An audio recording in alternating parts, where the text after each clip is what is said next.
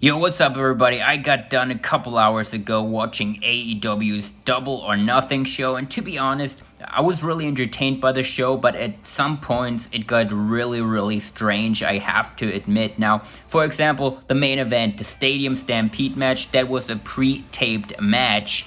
Similar to what WWE has been doing with the Money in the Bank match and that Firefly Funhouse match. And now it is really entertaining to watch. You know, they had a lot of storytelling aspects in there that were just great. But on another way, this is supposed to be a blood feud. And, you know, it was kind of, had a lot of comedy in it, just to be real here. And I didn't really like that, because I really wanted to have like a blood match here between these two feuds. Now, Matt Hardy was in the pool. Santana Ortiz tried drowning in it, and he just came back up as different versions of Matt Hardy in the match. You know, it is like a little bit much, I feel like, sometimes what they're doing with Matt Hardy. Now, it might be just me, but, you know, in like a main event match that you should take very seriously, it is kind of strange sometimes, if you ask me. Now, I really like the bar brawl with Hangman and Jake Hager, and Kenny Omega joined them. That was really cool. Then I didn't really like the outfits, the Inner Circle wore. That looked kind of weird to me. And, you know, Matt Jackson suplexed Sammy Guevara over the whole field. And, you know, there were just some things that were just too much, in my opinion. Kenny Omega hit for the finish that huge one-winged angel on Sammy Guevara, pretty much from the how do you say it, like from the seats down into the arena or the stadium, whatever. It was so high, but you obviously saw that it was all a padded fall. You know, that it was like so obviously choreographed, and especially with Omega, like the one-winged angel is supposed to be a move that is supposed to be taken very seriously, you know, in Japan, and nobody really kicked out of it, and when someone did, it was like huge. So I didn't really like it. You know, if you really take wrestling seriously, which you should do at some points, if you're building a big main event match, you want to take it seriously. And if Kenny Omega's just one-wing angeling people, like, I don't know, 20 feet down, and I bet Sammy Guevara will just be back, and it was obviously a padded fall, so I didn't really like it. From an entertainment standpoint, it was really fun, it was really funny at times, but I just don't like it, man. I would like to take my main events and stuff like that a lot more serious sometimes.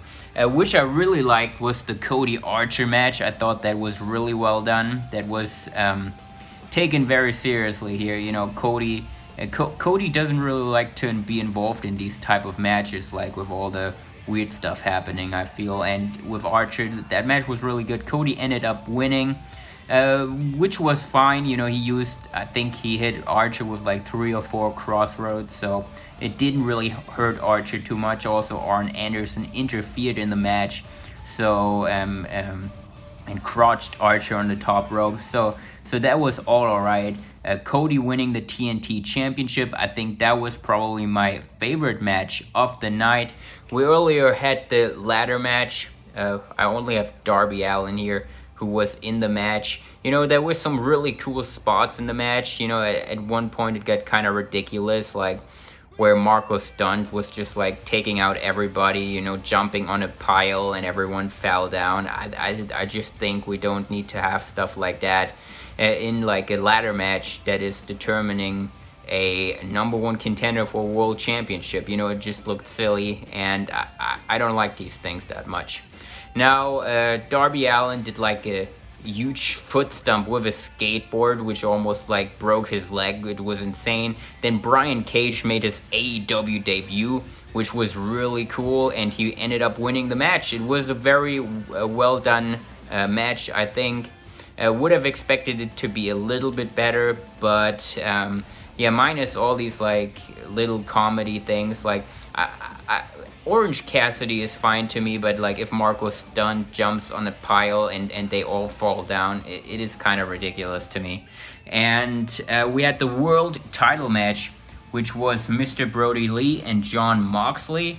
And this was also a very, very good match, I thought. A very hard-hitting, exactly what you would expect from these two. Moxley did hit the Death Rider through the stage, and that opened up Brodie Lee. And then he hit, I think, 2 more Death Riders in the ring for the pin, paradigm shifts, however you want to call them. And Moxley defeated Mr. Brodie Lee and got his AEW championship back because Brodie Lee had stolen that from Moxley. I thought that was really good, and now I don't know who is next in line for Moxley. Is it already Brian Cage? Brian Cage, by the way, will be managed by Taz. That is really something I like about AEW. You know, you have all these old legends that they bring in managing current guys like Cody as Arn Anderson, Shawn Spears as Tully Blanchard, Jake the Snake is really good with Lance Archer, and now we have Taz with Brian Cage. So overall, it was a very entertaining pay-per-view at some points. Like, I think it got a little bit too ridiculous. Let me know what you thought of this pay-per-view if you watched it in the comment section down below. I really would be interested to see if people have problems with these kind of things, like, you know, making basically everything like really silly, and, you know, it's entertaining, but it's nothing I really want to see in important matches. So let me know how you stand on that. It's not me really hating on it. This is just something I personally don't really like that much. Couple other matches on the show that I didn't really pay too much attention to. So this is pretty much my review, AEW Double or Nothing. And yeah, that wraps it up for this one. Hope you enjoyed, and I catch you all later or tomorrow.